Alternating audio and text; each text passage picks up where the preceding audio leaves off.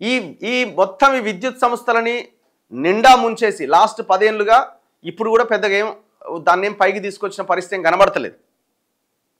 ఇప్పుడు ఆ ప్రభాకర్ రావు అనేటోడు ఎక్కడ పోయిండు? అసలు అతిపెద్ద తిమ్మింగలం ఆ ప్రభాకర్ రావే కదా. చివరికి ఉద్యోగాలు కూడా అమ్ముకున్నారండి. పేపర్ ఏదైనా తయారు చేస్తే ఏదైనా ఉద్యోగానికి సంబంధించి ఫస్ట్ ఆ పేపర్ కాపీ తయారు కాగానే ప్రభాకర్ రావు టేబుల్ మీదకి రావాల్సిందేనట. మరి దేనికి వస్తుంది ప్రభాకర్ రావు టేబుల్ మీదకి? ఆ పేపర్ నమ్ముకున్నాడా? తన అనుకున్న వాళ్ళకి ఆ పేపర్ని లీక్ చేసిండా? ఈ రకంగా ఎలక్ట్రిసిటీ డిపార్ట్మెంట్లో జరిగింది. ఇది వాస్తవాలు ఇవన్నీ. Where is Prabhakar Rao? ఎన్నో ప్రెస్ మీట్లు పెట్టిండు రేవంత్ రెడ్డి గారు పిసిసి అధ్యక్షుడు హోదాలో. విద్యుత్ కుంభకోణాలు జరిగినాయి, మొత్తం నిండా ముంచేసిరండి. ఎక్కడ పోయిండు?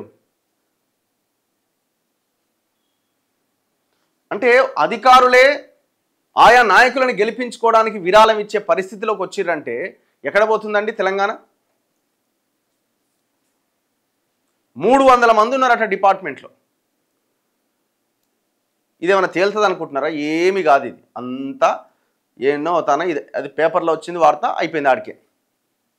ఒకవేళ ఆయన ఇప్పుడు హరిరామ్ నాయక్, నూనె శ్రీధరు, వీడోడు మురళీధర్ రావు వీళ్ళందరూ అరెస్ట్ అయ్యారు కదా.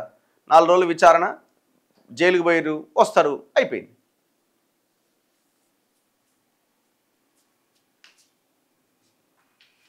ఇప్పుడు మీరు అనుకుంటుండొచ్చు చాలామంది ఇందులో అరెస్ట్ అవుతారేమో, ఈయనని అరెస్ట్ చేస్తారా? ఎవరిని అరెస్ట్ చేయరండి. అంత కాంప్రమైజ్ అయిపోయింది. అంత కాంప్రమైజ్ అయిపోయింది. Deal set. ఎవరిని అరెస్ట్ చేయరు. సింపుల్. చాలా పెద్ద ఎత్తున ట్రాన్సాక్షన్ జరిగిందన్నది సమాచారం. అది భూముల రూపంలో జరిగిందా, పైసల రూపంలో జరిగిందా, ఇంకే రూపంలో జరిగింది? వీళ్ళు formula race, car race arrest అవుతారా అంటున్నారు. ఏం అరెస్ట్ కాడు. అర్థమైందా? ఆ ఫార్ములా కార్ రేసులోనే ప్రధాన భాగస్వామి, ప్రధాన కల్ప్రిట్ అయిన ఆ గ్రీన్కో కంపెనీ, దాని ఓనరే ఇవాళ వచ్చి ముఖ్యమంత్రిని వాళ్ళని వీళ్ళని కలుస్తున్నాడు. ఇంకా కేసు ఏం ముందు పడుతుంది మీరు చెప్పండి?